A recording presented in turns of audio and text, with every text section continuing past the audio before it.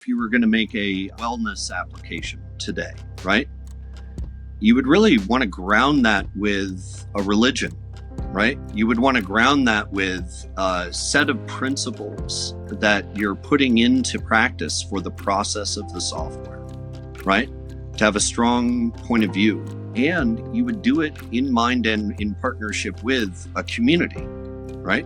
And you could take that kind of thinking to all kinds of different categories of software, including B2B. I don't think product management's going to go away because of AI. In fact, it's one of the roles actually that's going to probably stick around the longest. But I do think it's important, particularly for the younger product managers, to really develop a good product sense, to have opinions about what's good software and what's not, to have an eye, for all of the bugs, right? And understanding the customer and getting really close to understanding their problem and putting your feet in their shoes. Welcome to Best Story Wins. I'm your host, Jason Lenko, and I'm joined by my co-host, Josh Ritchie. And today our guest is Ross Mayfield of Zoom. Hey, Ross. Hey, Jason. Great to see you. So tell us, what do you do at Zoom? I'm the head of product for workplace AI and strategic integrations. I've been with the company for about 4.5 years. Created the apps platform. So if you're in a Zoom meeting and you click on apps, it's that ecosystem. But right now I've been pushing forward what are the agentic experiences that you're going to be using, not just in Zoom meetings, but across our entire collaboration suite.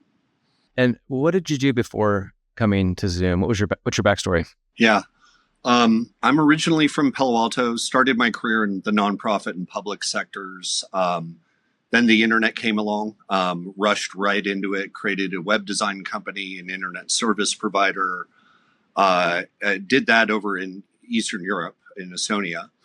Then came back, co-founded a company called Rate Exchange. That's a B2B exchange trading telecom capacity. It was this was in the big bubble. It was a publicly traded company. It went up, it went down. It was an amazing experience. I then went on to co-found Social Text, which was the first enterprise wiki, kind of like a Notion or a Coda today, that built out into a full collaboration suite with wikis, weblogs, kind of Twitter-style microblogging, web-based spreadsheets that we created with Dan Bricklin, the inventor of VisiCalc. Amazing company, amazing experience. Eventually, we sold that to another company. Jason and I met when I was at SlideShare, which we later sold to LinkedIn. SlideShare was kind of a YouTube for PowerPoint. And this was back in the day when Column 5 was pioneering infographics and kind of the visual discovery and communication and storytelling, really as a core of what the Web 2.0 movement was. It was an amazing experience. I'm sure we'll talk at some point about parts of that. Did a failed startup I don't even want to talk about. And have been, when the pandemic was coming, I was looking at what's happening in the collaboration landscape.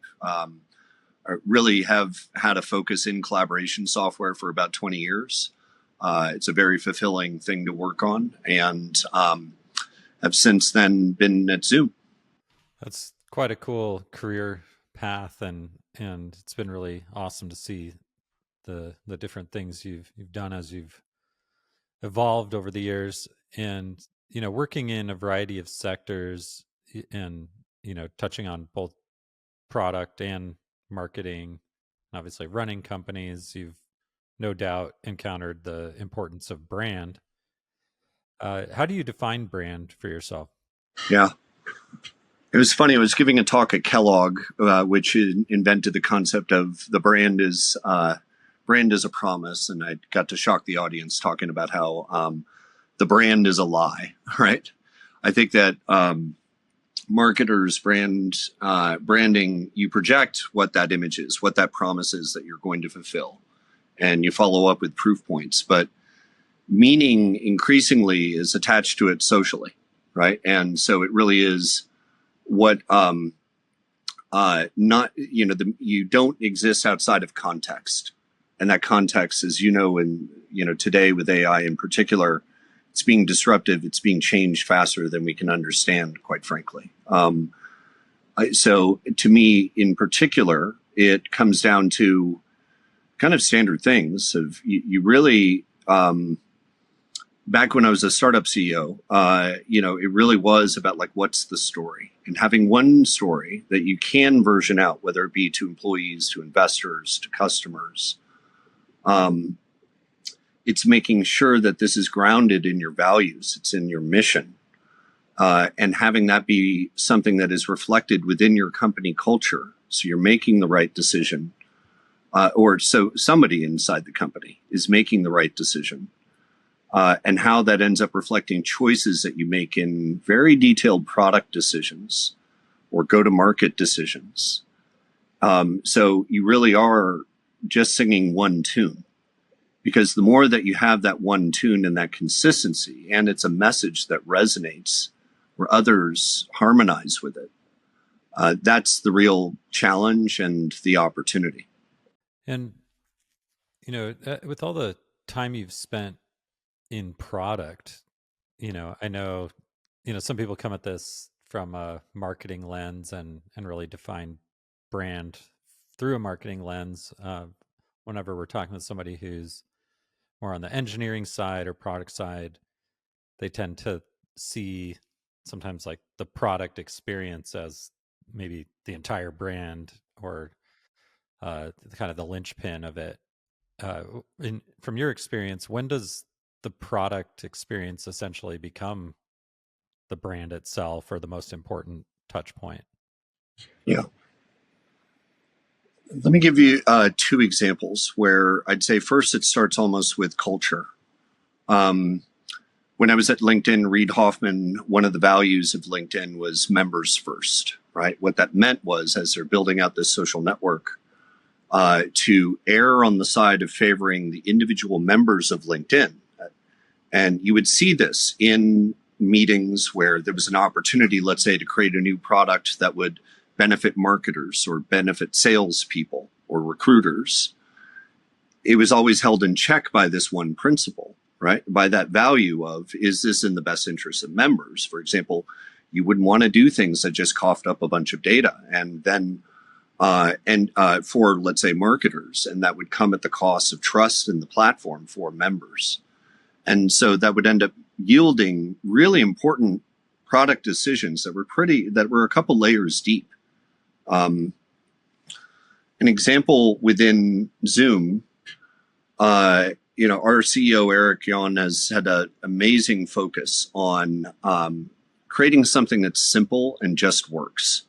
And that he has incredibly human values, right? He does, it's almost cheesy in some ways, the way that he talks about love for customers, have happiness for customers. And our, company values end up being about happiness for ourselves as employees, for customers, and for other different kinds of stakeholders. And it is that pursuit of happiness that really shapes a lot of our culture. How that relates to simple and just works. Our mission statement, I find actually remarkable. And it's a big part of why I continue to be motivated and drive things that I'm doing at Zoom. The mission is frictionless and secure, and empowering limitless human connection. And I think at this time with AI disruption, having that guiding principle of limitless human connection is really important. Everything is changing about that, about what's important in a product and what's important in the way that you are marketed to and with AI, is changing quite considerably. And so to me, like within AI, there's this classical, we've been for over 30 years, there's been two sides of the debate of automation and augmentation. And on the augmentation side of Doug Engelbart, which is, the father of all collaboration software in many ways, it really is about how we're letting people make decisions and move faster with the benefit of automation, but really to augment the human connection and capability to get things done. So I don't know if what I would just say also, there's going to be a lot more noise in the market. People will have a lot less trust in what they see, whether that be a tweet or a blog post or an image or an ad or whatever it may be. And increasingly, the one thing that people will trust is when there is a human they know they are authentically talking to. And it's what that human says and what that human recommends that may inform buying decisions more than anything else that's thrown out in the sea of noise. Similarly, people will have a greater amount of trust by getting into the product and feeling and knowing what that experience is and what value is delivered through that product. And any extra noise or complexity, any merchandising that's done through the product, people are going to see right through. Right. So it is, in a lot of ways, a lot of AI in the end will bring us back to a lot of basics. Right. It's still, Clue Train Manifesto, marketing is conversations. It's going to be the conversation that occurs in the bazaar. It's going to be, the way that Doc Searles and others in that book would talk about, like, you're in a bazaar shopping, and it's the merchant who's saying, well, yeah, look at this knife that you're looking at buying. Look at the way that the handle, the wooden handle has been turned. Look at how strong this steel is, whatever it might be, right? And so I still think in the end, like, humans are still going to be around. We're still going to be working. We're still going to be creating and making things. And as we buy things, it's may bring us back in a surprising scenario to things that are actually more human than less. That's good. So what are some of the big lessons you've learned in brand or in product since being at Zoom? Yeah. We move at an incredible speed. That's been really impressive. What's interesting about Zoom actually is, before the pandemic, we were a SaaS startup darling, right? Incredible growth, incredible success story as creating a great product and driving bottom-up adoption. And then also uniquely with the principle of customer happiness, listening to customers, right?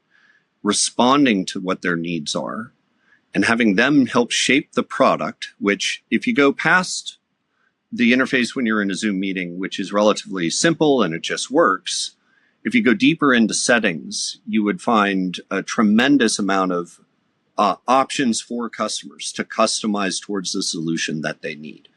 Now, sometimes we're not as good as we need to be and at masking some of that complexity. And as when you're growing fast and creating waves of features as things are changing, every now and then you need to kind of pull back and whack it with a simple stick.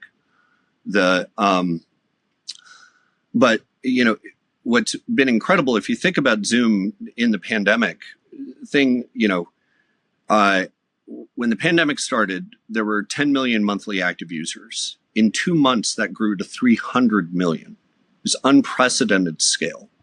Suddenly, this enterprise software became something that was necessary for not just consumers, but for human interaction and running the healthcare system and making sure that kids could still go to school and doing really, recognizing the position in the world and taking it seriously to secure Zoom, to provide for the education system that still today it's relatively dirt cheap, if not free, for running for universities and K through 12 and so forth, right?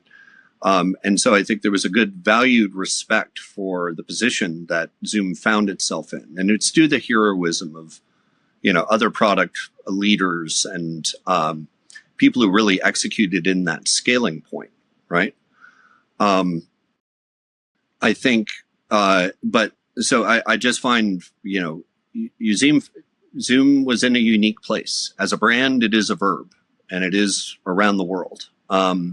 There's still a tremendous amount of untapped opportunity from the way that Zoom stepped up. I think it kind of comes back to going back to, in many cases, the things that have made us great, right? How do you have something that's simple and just works? But also, the part of Zoom's success is it's a great product at a low price, right? So if you compare us against other large convicted monopolist software providers, for example, what you'll find is not just better software, but something that is at a better price and a better total cost of ownership.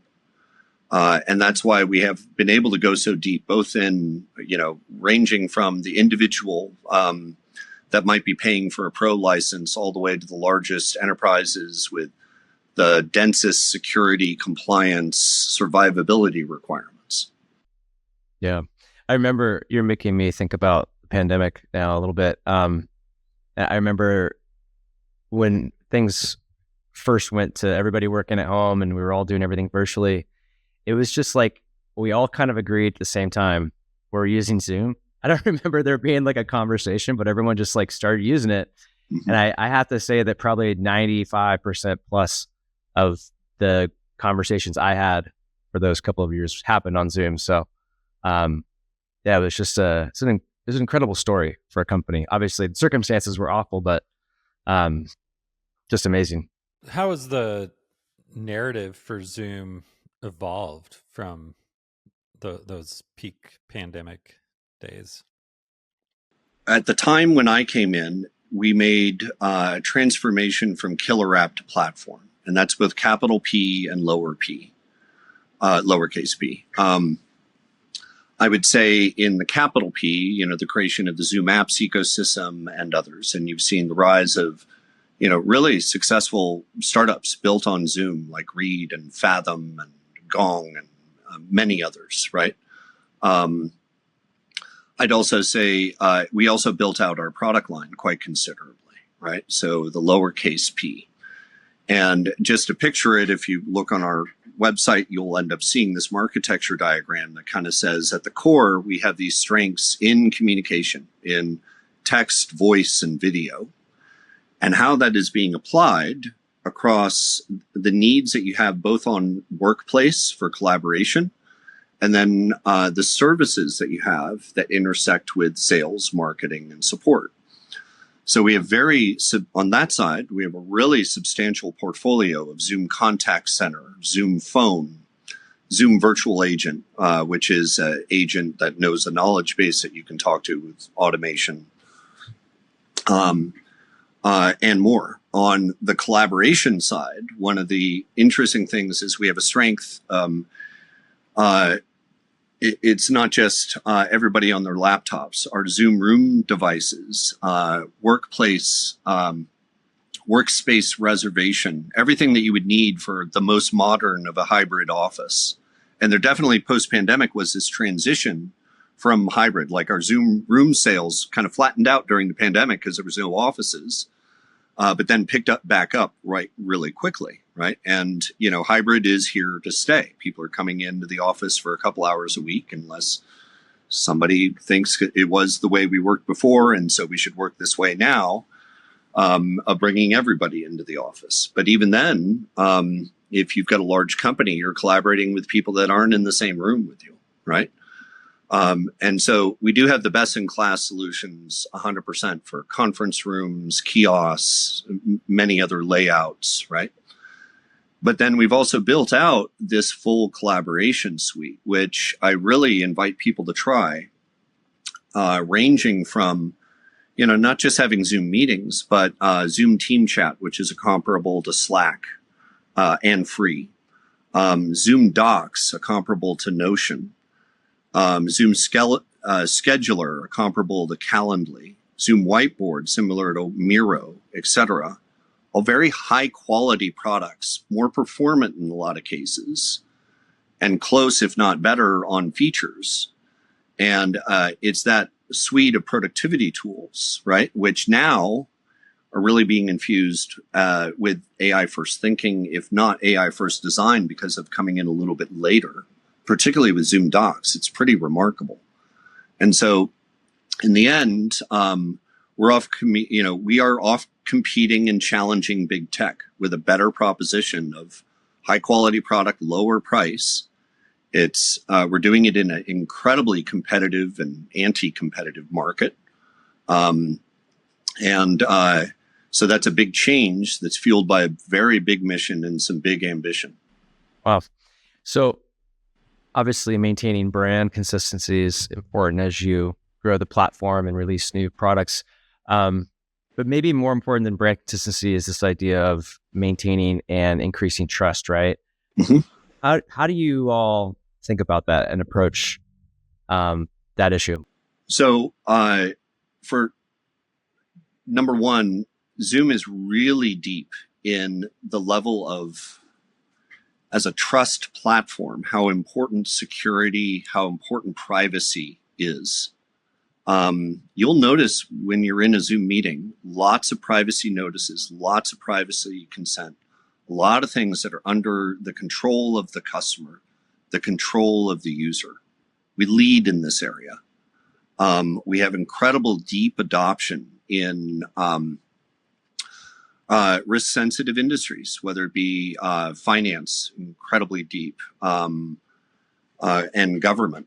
And we really have a fundamental architecture, a fundamental thing where for us to deliver and fulfill our mission, that it's something that just can't be compromised. And that includes, as we enter into new areas of innovation that we have to do quickly, like how we apply the promise of generative AI and agentic AI, right? And so in the end, it might slow us down a little bit to get some things done right. But, even it's part of our first principles. From a product perspective, what are some of the bigger AI bets that you're placing right now, and why are those your focus? Yeah. Without question, we've gone through some very interesting phases, I think, with applied AI into a product line like this, right? Zoom had been an AI company for a very long time. Innovations around virtual backgrounds was a privacy invention created immediately, like with an incredible rush during the pandemic, because it was a real problem that needed to be solved. Like if you could see the mess behind me, it'd be reinforcement why. But in applying noise cancellation effects, many other things that were kind of hidden in the Zoom experience that also made it great. The ability to have meetings transcribed and summarized, and then a mode of shifting into an AI assistant, where initially Zoom's AI companion became your assistant to be able to do things like today you can click on the AI companion button. And this is for any paying user of Zoom. It's provided at no additional cost, which is a pretty significant difference. You can do things today, and it's my favorite thing to do. When you're in a meeting, the ability to click a button to say, catch me up, I was late, and get a summary. The ability to say, okay, what were the topics discussed in this meeting? The ability to ask specifically, what did someone say? Okay, have we reached a decision in this meeting? What are the differing point of views? And have, in that being able to ask that assistant to roll back the tape for you or help you understand something.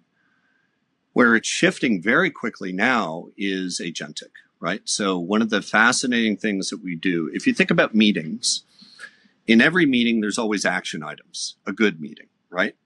So now what we do is we automatically detect action items and turn them into tasks. And we have a product called Tasks as a surface where you can look at tasks that have been identified from conversations, whether they be in a meeting or text, voice, video. It could be out of a phone call on Zoom Phone, could have been in chat with our Team Chat product. And to be able to identify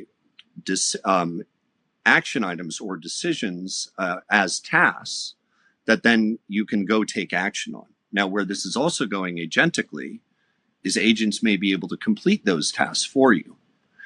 And this is where there's a lot of, and there's fascinating things. So one of the, so Zoom AI Companion itself is an agent. It also orchestrates the activity of other skills across the platform and agents that might be third parties, like we've announced for our custom AI Companion add-on. to be able to bring ServiceNow's Now Assist as an agent that knows more about what is going on in ServiceNow for IT service management, to be able to bring up a ticket to give you details, to update that ticket based on a meeting. We're doing that through agent-to-agent interaction. And there's a lot more to come in this space, but we're also looking at how do we have AI Companion be an agent that you can use elsewhere? And there's the rise of new things like the agent-to-agent protocol that are enabling this finally with some standardization in a space that was needed. And so we definitively, the future is agentic. And I'll say one part of this, and then maybe there's another angle you want to explore. Part of my job for a while has been as a product manager that's driving integrations to create seamless experiences. The entire landscape and model of the way that software has been integrated is changing like almost overnight. It used to be if you wanted to integrate with another product, in a way, you'd have to understand like the underlying database schema, its structure, and be able to map a field in your database to another. And you'd have to get proprietary this and that. And there was a lot that was advanced, with the ease of this connected fabric, starting in the Web 2.0 area, and then later with things like Zapier and, low and no code options for this. But what happened in the last couple months is remarkable, where suddenly you have things like Anthropic's model context protocol first there were connectors. Connectors let you take it, and this is a little technical, I'm sorry, but very quickly we went from connectors where you could take a bunch of APIs and describe in a text file what's in it, and then machine learning would bang on it and be able to figure out how to make use out of that API to get and put what stuff. Then with model context protocol, you're able to wrap that and have it work directly with a large language model. And now with Google's announced agent-to-agent protocol, which is gaining a lot of steam, the integration is, okay, let's open up a chat channel and let two agents have at it with each other, right? So what's happening as a result of this is integration is close to becoming a commodity, right? When it was a huge difference. Like if you were a new startup competing against a large company, it would be really hard for you to get all that integration fabric to be able to have the right seamless workflows, right? And so that's just one pocket of the way that like software engineering and product development is changing so fast. But it's remarkable. Yeah. Wow. So, I mean, you've launched companies, you've built businesses, you've sold companies. Curious as someone with that entrepreneurial background, how would you, if you had to launch a communication tool today, do so? And how would that differ from maybe how you'd approach this 5 years ago? That's a great question. I think you would have to, first of all, step back and think from first principles about all the changes that are happening, right? There are definitely new problems that are, here's the thing, a young entrepreneur like I used to be, I would rush headlong into, I've got a brand new technology and I can just apply it, right? And the real thing that you need to do is to try to figure out what is the problem that I know a small group really has. And that problem has an increasing trend behind it, right? So it might be something about, there's a lot of noise in communication, right? We shift every now and then in communication software from you need to have it happen in smaller groups to happen in more transparently and open and discoverable. And the pendulum kind of swings back and forth. In collaboration software, there's always these really interesting waves of innovation. First place to look is what's happening in the consumer sphere, right? We did this with my company, Social Text. One year, Wikipedia was born. The next year, we created the first enterprise wiki. Then, there's a big movement on blogging, and then we adapted blogging for uses in the enterprise. Twitter came about, and instead we created something that's a lot like Slack, just a short bit after that. And the point, those are old bad examples, but innovation in consumer communication collaboration will always outpace what's happening in the enterprise. And what you're looking for is not just that what is possible because of a platform shift. What you're looking for is a behavior shift of people working and thinking and communicating differently. Because the ideal is you're actually banking on both of those things, right? There's definitely a platform shift with AI. And there's other smaller platform shifts. They're not as substantial, but they are real and will emerge in different pockets. But on the behavior shift, that's the thing to really watch, right? People with the rise of Web 2.0 that we were all involved in, there was a real change in what the behavior was, right? The way, where would we go to get information? How would we consume it? What were we engaged in? The idea that I'd be sharing information, not just by sending private emails or, running something through an editorial process. I would just hit publish, right? And all of that landscape, again, is changing in the possibilities and the behaviors, right? So maybe I have another startup in me, and that would be, and I do think, like in times like this, they're the best, right? Right now, there are great people on the market to go co-found a company with, right? There are great technologies that you can apply, and a lot of problems that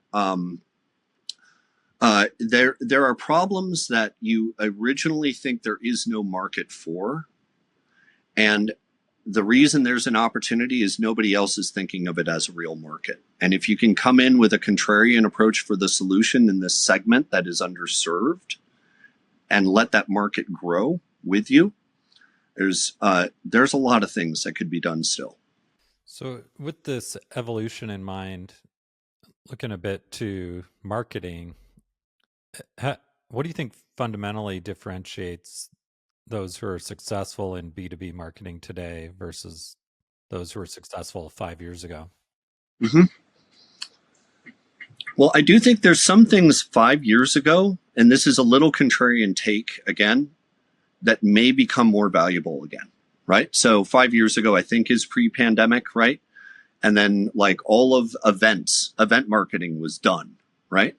I think there will be a different thing, like even on the consumer side, like what was it? Airbnb yesterday was announcing the shift where they're selling all kinds of services, right? So it's not just get the home, but you can get the hairdresser and the nail stylist and the private chef and, the tour and the thing that's next and so forth, right? And in the end, what's beautiful about that is it will end up being kind of AI curated and managed on human experiences, right? And so I do think because all of the non-human things are going to get cheap, the human things will become more expensive and valued. And so that's my small contrarian take on it. I'd also say the general thing is all of the automation is just going to be churning out so much copy that is SEO optimized, but SEO doesn't really matter anymore because nobody's searching anymore, which means it's AI engine optimized, whatever acronym people are going to land on for that. And that'll be cool. And that'll be part of standard operations, right? And, there are people who are setting up bespoke systems where they're cobbling together a whole bunch of things with, agents and baling wire and thumbtacks that very soon are going to be commoditized best-in-class solutions for how you're, managing all of your inbound and all of your outbound, right? What outbound, I just don't know what's going to be sustainable anymore, right? Inbound, I think what is attractive is going to have to be rethought, if that makes sense. And so what I love about it, my friend Andrew Chen, who's at A16 and Z and is kind of a gaming VC now, but, he was really saying like, pay attention to your non-traditional channels. And what that means to me is we're in a period where you got to have some bread and butter things that just work, that deliver your qualified leads, that you've got, scored and aligned with your sales reps and all that stuff, right? There would be some bread and butter. But you really need to experiment with your alternative channels and emerging channels. And when you find something that works, you double down on it, right? And so it's the and there's this weird thing also in experimenting. This is Reid Hoffman. I mentioned him a second time. He was the one who would point out, like, when you're starting a company, you do the non-scalable things, right? So there's a reason you're doing that. You can't pay to, have all of the other things. You can't pay to automate all of the scalable things right up at once. But it's also, you don't know which ones, and you don't know what part to invest in yet. And you've got to get your head really deep around the problem. And so the challenge to me is, like, how do you do that experimentation where you're close enough to it yourself, not just sending out an agent and scurrying about and so forth, right? Where you're really into the problem yourself so you can understand what you think is working and what's not, and find the next channel to play with. Yeah, that's good. Man, I want to, I think we could spend like an hour on just that topic. That's a very interesting conversation to have just on its own. And I agree with a lot of what you just shared there. Curious about the more creative applications of AI. Like what's exciting you right now? Agent to agent interaction is the most interesting thing. And we're just at the beginning of what that means. I don't think we have had the killer app besides GPT. We have not had the killer app on enterprise or consumer AI that just has broken out and changed everything, right? Just like, the Uber of the mobile phone. And that will happen, and things will change as a result of that. What's interesting is artificial user interaction, or AUI, the ability to have generated interfaces. Now, I don't think this means designers are going away. And because, let's put it this way, a problem of if AI just makes an application for you instead of using an app store is you end up with a bunch of product effectively that has no point of view, because it's based on the common point of view that's been synthesized in the best way, right? And this kind of opinionated software, which you'll end up being able to create for more of a niche audience in faster, better feedback loops, better ability for customization without cost of customization. But I still think it's like, as an example, if you were going to make a wellness application today, right? You would really want to ground that with a religion, right? You would want to ground that with a set of principles that you're putting into practice for the process of the software, right? To have a strong point of view. And you would do it in mind and in partnership with a community, right? And you could take that kind of thinking to all kinds of different categories of software, including B2B, right? So I do think it's, I don't think product management's going to go away because of AI. In fact, it's one of the roles actually that's going to probably stick around the longest, but God knows what'll happen, right? But I do think it's important, particularly for the younger product managers, to really develop a good product sense, to have opinions about what's good software, what's not, to have an eye, for all of the bugs, right? And again, this thing of understanding the customer and getting really close to understanding their problem and putting your feet in their shoes. So you're really, in the end, it is like software is just a means to solve problems, right? You've been a part of releasing some really cool stuff for Zoom, and you've obviously got your finger on the pulse of the latest and greatest happening, and really doing a good job bringing those things into the product. And I'd love to hear what Zoom projects you're especially excited about that are coming up. I can't be too forward-looking, obviously, right? But what I will say is, from stuff that we have announced, Zoom is going to be the best at the meeting lifecycle with AI. And we are pushing really hard on the possibilities of using agentic AI to help with moving from conversation to completion. The ability to have increasingly specialized skills, specialized agents that are taking the strength from where, out of conversations, decisions are made, action items are the things that you will take. And you can augment abilities for people, and you can automate certain things where you can start to scale up the productivity of an individual, of a team, of a company. And so that's the part that actually gets me actually rather excited, where I think people will be in a better position to innovate and a better position to execute from the vision that we have.